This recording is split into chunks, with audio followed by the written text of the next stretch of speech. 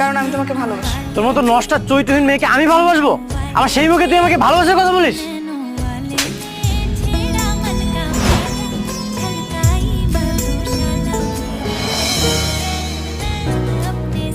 কিরে, তুই এখানে কেন? তুই আমার চোখের সামনে থেকে এখনই যা। আমি কিছু কথা বলতে আসছি। তোর কোনো কথাই শুনবো না আমি। তুই এখনই এখান থেকে যা। কেন? শুনলে ক্ষতি কি? আমি তো কিছু কথাই বলবো। আচ্ছা কি চাই তোর বলতো? আর তুই আমার পিছনে কেন ঘুরতেছিস? ও তুই আমাকে রক্ত দিয়েছিস তাই? হ্যাঁ তাই।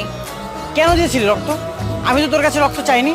তুমি তো চাওনি, কিন্তু রক্ত না দিলে তুমি মারা যেতে। দরকার হলে তাই হতো, মারা যেতাম।